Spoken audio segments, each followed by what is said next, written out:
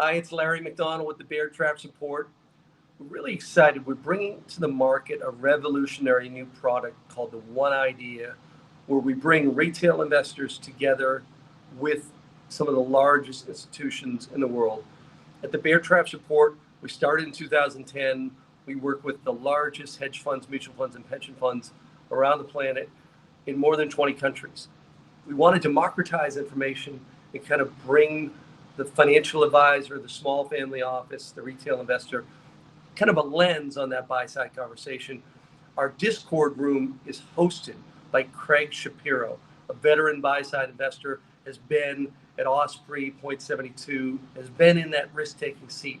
Craig hosts that Discord room where investors can sit in and watch that conversation develop through the day. When we see trend shifts, important things that are going on, say you come out of a meeting, say you've been on an airplane, you want to hop into the room, and you get a very quick download as to what is happening. It's like a real-time newsletter, but on steroids with far, far, far more intelligence. Craig, this week, I just want to give everybody kind of a lens on this week, for example. What I thought was fascinating is a lot of people have been talking about animal spirits, and the S&P 500 has very, very high growth expectations for this year through animal spirits. But lo and behold, we look at the bond market, and we have seen a big, big bond rally here. Somebody's wrong. Either the growth expectations for the S&P are wrong, or the bond market's wrong, because the bond market's starting to price in some type of growth slowdown or extraordinary measures coming out of the new Treasury where Scott Bessent has some tricks up his sleeve. Craig, you're talking to the hedge funds, the mutual funds, and pension funds this year. What are clients saying? Yeah, thanks, Larry. Yeah, I think coming into the year, it was a consensus trade, steepener trades, shorting the long end. Folks were concerned about the exploding budget deficits. They were concerned about high and maybe reaccelerating inflation expectations, and thinking that Trump would be a pro-growth president that would be more inclined to see higher inflation and tariffs, right? And so that was the mantra coming into the year: stronger dollar, higher yields, higher equities. But over the course of the last couple of weeks, we've seen a pretty big rally in the bond market. It's kind of taken some people by surprise. So some of this rally, I think, has been positioning, and some of it has been driven by some of the comments that I think have come from Treasury Secretary Bessent, who, while on the campaign, was hypercritical of Janet Yellen and her desire to issue short duration securities as opposed to long duration securities and keep the economy running hot. And he had said that he would look to start terming out some of the debt. So as a conversation, she's been issuing like 2 or 3 standard deviations more T-bills than any Treasury secretary. So that's 3-month bills, 1-month bills, 6-month bills. And some people said that was dangerous. I think even Bessent said it was dangerous. Yep. And now he's kind of picked up her playbook. Yeah, he had the opportunity earlier this week at the Treasury's quarterly refunding announcement to say something on that. And he basically said, status quo. We're going to continue to do what the prior administration is doing. And his confidence in that, he's been interviewed a couple times by the financial press, and he's basically said, we are looking to control inflation and control the budget deficits. And that is how we are going to bring 10-year yields lower. And so I'm not looking to issue far out the curve now, because I think that our policies and the Trump policies, which are pro-growth but anti-inflation, will be better for the bond market later. So give us some time. We're going to reduce the deficit. We're going to bring on incremental energy production, and we're going to grow real GDP at 3%. And that's going to be, this non-inflationary growth is going to be bullish for bonds. And so I don't need to issue them now. I'd rather wait and issue them later when term premiums, which is the incremental compensation that you need to lend the government long, when those term premiums start to reverse and go back lower again, that's when I'll start to issue long duration. But for now, I'm not going to. And so that's led to a bit of a rally back in the bond market. I think the bond market's also been rallying by maybe some of the potential risk-off concerns that are coming out of higher inflation in Japan. And so we've seen a very big move in the yen this week, stronger, which I think, people are echoing back to what they remember from the summer about the yen carry trade unwind and what that may or may not do to, risk asset appetite. And then most recently, the economic data this week, look, I think was a little bit softer than expected, but nothing too concerning. So that's led to a pretty big shift Craig, in the bond market, though. So Craig, I just got back from the Vail Symposium, and what was great about it was a good mix of strategists. We had Zoltan there. We had a lot of really credible strategists, Jim Bianco, and then we also had a number of very, very successful hedge fund and family offices. And one of the things that they pointed out on the growth side is these ICE raids around the country. 3 to 4 different managers mentioned this in terms of it impacting growth. In other words, you've got a big element of U.S. labor that's now underground. The other thing that's been mentioned is, and Zoltan did a great job on this, around these kind of extraordinary creative techniques around U.S. assets. In other words, everybody's looking at the debt side of the balance sheet, but also we have an asset side of the balance sheet. We have gold assets marked at $42 that are on the Treasury balance sheet. We've got trading partners, we can pressure them.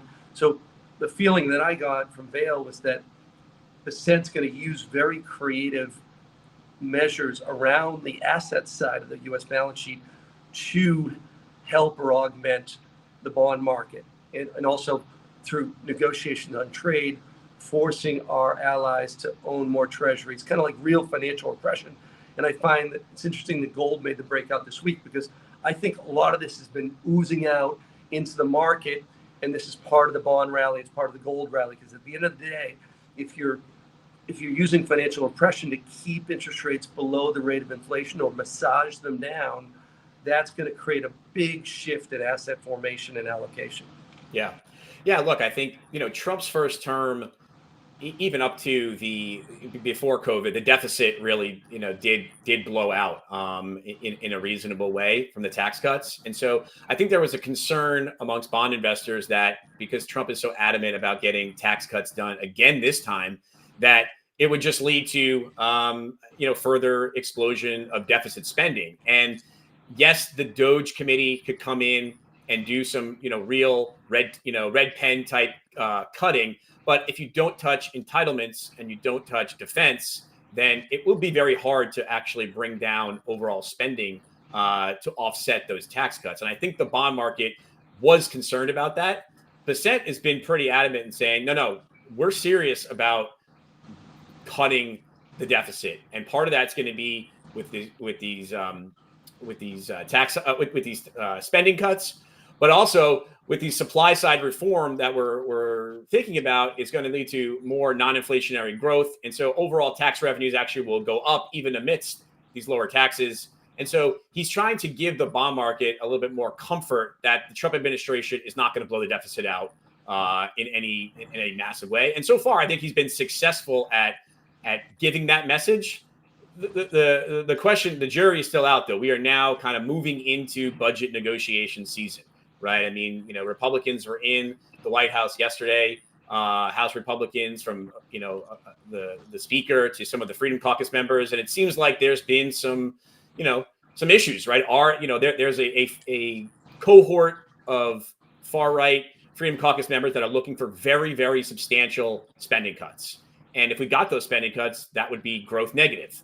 And then there's more moderate Republicans who are saying, look, maybe we don't need to go as far on that. And so I think this is where things are right now. We have about, I think, 30 or 40 days before we run out of some of these short-term measures. We need another extension of the debt ceiling, which is probably going to happen. But I think some of this back and forth between Republicans in Congress is what folks are starting to sniff out, starting to think about. We're talking to our Washington contacts about this. I think this is going to become an incrementally larger issue in the coming weeks. And then just before we came on here, there were some headlines about, Trump is gonna float the idea of these retaliatory tariffs, right? I think when we do the math on the deficits, we've come to realize that the plug for the government to fund the tax cuts is really through tariffs, right? They need to bring in the incremental revenues from tariffs, and so I think that conversation is going to continue to pick up some more momentum. Okay, so one of the things, so what we do is we triangulate information, and anybody that wants to be on that new one idea list, which is a revolutionary new product, where Craig and I bring once a week one idea to global investors, retail investors, families. Reach out to us at Tatiana at thebeartrapsupport.com. Tatiana at thebeartrapsupport.com. But Craig, one of the things, so I've been talking to different Washington consultants. We we talk with hedge fund managers in the chat that also are talking to different consultants, and you have to kind of talk to a lot of different people to kind of get a feel for what's going on. You want to talk to the academics, you want to talk to the asset managers, you want to talk to people on all sides of the hill. And so I get the feeling that at least from Canada and Mexico, it always was like an April, March thing. Um, Trump front ran this and created a date for February 1st and then immediately pushed it out. But at the end of the day, what I'm starting to hear, Craig, said he needs pay-fors. Like the last time around, we didn't have these huge deficits, right? And he didn't have he didn't have this type of agenda. So this time around, the Freedom Caucus, Craig, has only basically, we have a three seat majority in the House, and therefore the Freedom Caucus has 31 members. So now this small group of kind of revolutionaries has extreme power, and to appease them, if Trump really needs pay-fors, that means he needs lasting tariffs that are not just bluffs. Is that what are you hearing around like tariffs this round versus say 2017, 18? Yeah, I think you're exactly right. Although the market so far has become quite complacent that it'll look very similar to 2017. That won't be the case. But it does seem like there's no other plug here. We do need to bring in these tariff revenues, and I would find it hard to believe that Trump's going to pass his legendary tax cut bill with Democrats, right? I think he wants to get this done with Republicans. He's talked about he has a broad mandate for power. And so I think he's going to have to try to find a way to bring the Freedom Caucus into the fold here to get this through. And I think the pay for really needs to be tariffs. And the idea is maybe retaliatory tariffs. Hassett was on this morning talking about that. And basically that's just, the U.S. has tariff rates that are substantially below the rest of the world in most instances. Bringing up our tariff rates to match the rest of the world seems like an easy step to bring on tariff revenues early and then negotiate with these countries later. I think that's where we're headed. Yeah, and remember, 3-seat majority in the House, 31 members of the Freedom Caucus, 12 of them have never voted to raise the debt ceiling. You need to think about it. There is no majority. Like the GOP doesn't have a majority. It's essentially a locked House with that kind of net. And that means Trump would have to work with the Democrats. We just had a chart of the NASDAQ. As you can see, since I think it's November, a lot of failures at that level. The market, every time we get up here, what we talked about this week in the Turning Point, when I sat down with David Tepper in our new book, How to Listen When Markets Speak, bestseller out there. But I sat down with Tepper in his offices, and he just said, listen, the market can handle 1 to 2 to 3 uncertainties at a time. Once you get up near 4 or 5, he starts to reduce risk. It's this guy he's outperformed the S&P by a ton. Probably one of the best hedge fund managers of all time. That's one of the stories we get into in the Turning Point this week. Next slide, Jose. But Craig, in terms of the chat, in terms of say gold, for example, we're seeing gold outperform Microsoft by 38% year over year. That hasn't happened since 2000 to 2002. We're seeing industrials outperforming the Qs of late. We're seeing kind of very unusual things happening with the market. There's some type of rotation going on. Yeah, I think gold is being something that we've been advocating for quite some time, and gold has disconnected, or at least last year disconnected in a lot of ways with real rates, right? When real rates move higher, gold typically underperforms. But we saw, throughout most of last year, gold continue to outperform despite a rise in real rates. And then now that real rates have started to fall again with the move down in bonds, move up in bonds and move lower in yields, gold has continued to outperform. I think gold is catching a bid as it becomes reintroduced as a neutral reserve asset. The conversation that you had when you were in Aspen, I think is part of that.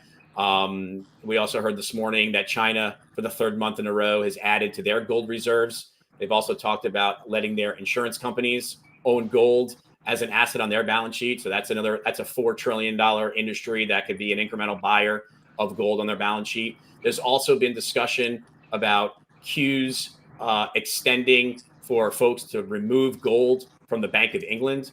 And so the Bank of England is obviously a huge vault, and folks have been talking about and actually been acting to remove their gold from the Bank of England. There's some fears about tariffs. And so foreign entities that hold gold in the Bank of England have been trying to get it out. There's now 4 to 6 week delays to get that physical metal. And so all these incremental signs for the gold market, I think, are getting you to that kind of 1 + 1 + 1 = 10 type analysis. And gold's still only a $16-17 trillion market cap amidst a $900 trillion asset market cap world, and it's chronically underowned by the traditional portfolios, and so we continue to think it's gonna find a place in portfolios. And this week, what I'm seeing for the first time in a long time, we're seeing institutional investors that are long gold swapping into the miners. This is a case in point. The premium of gold to Barrick is at multi-year extremes. There has been jurisdictional risk around some of these miners in Africa. That's always been the case. Bristow is a famous CEO at Barrick. He's been dealing with jurisdictional mining risk for decades. It's nothing new.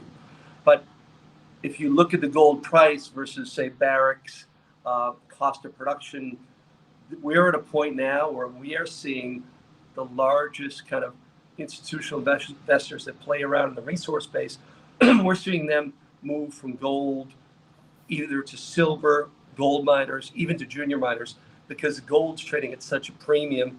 And to Craig, that's all because essentially at the end of the day, is that central bank buying what's causing that incredible premium that we can see on that chart.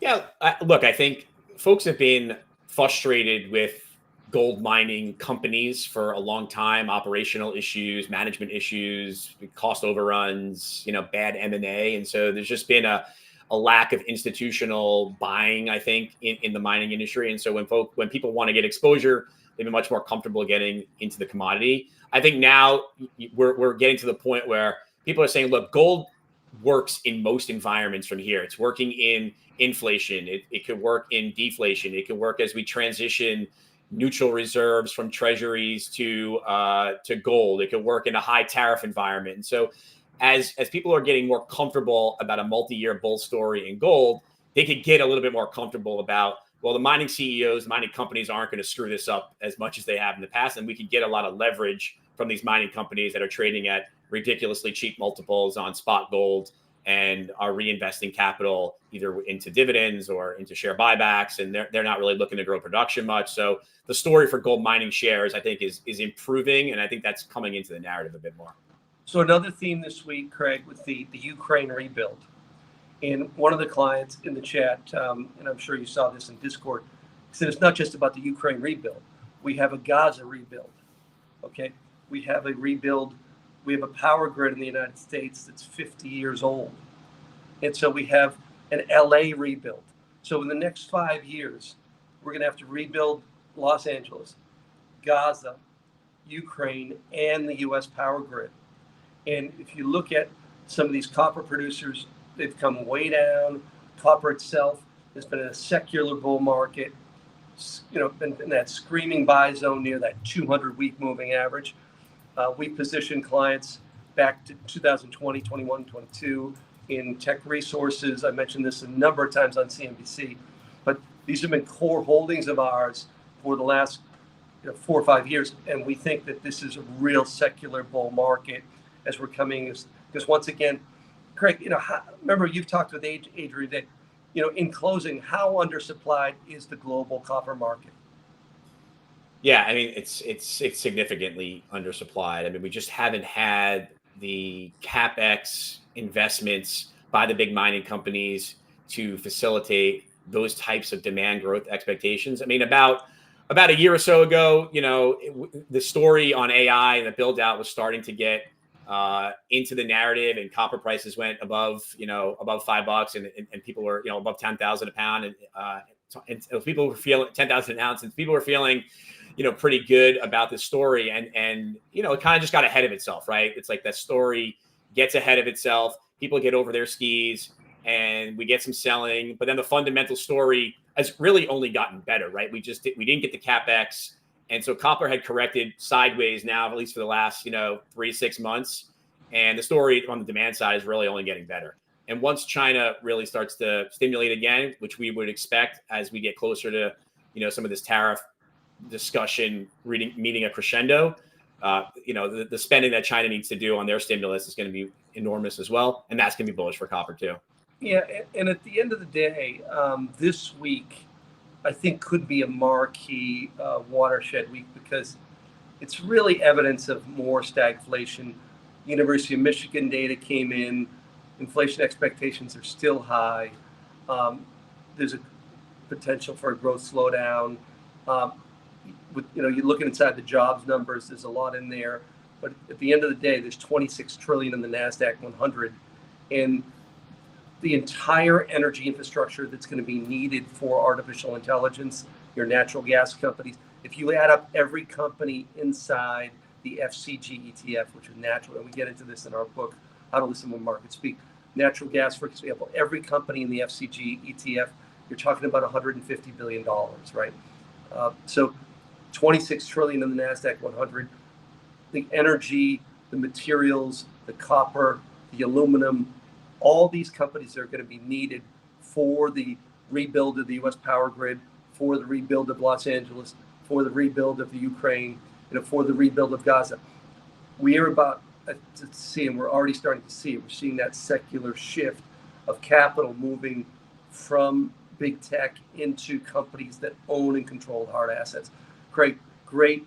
If you want to join Craig this week, Tatiana at thebeartrapsupport.com. Join us in the Discord room. We look forward to hosting you there. And also reach out to us for the One Idea. It's a weekly publication that is designed for a broad audience. And thanks for reading our book. Have a great weekend.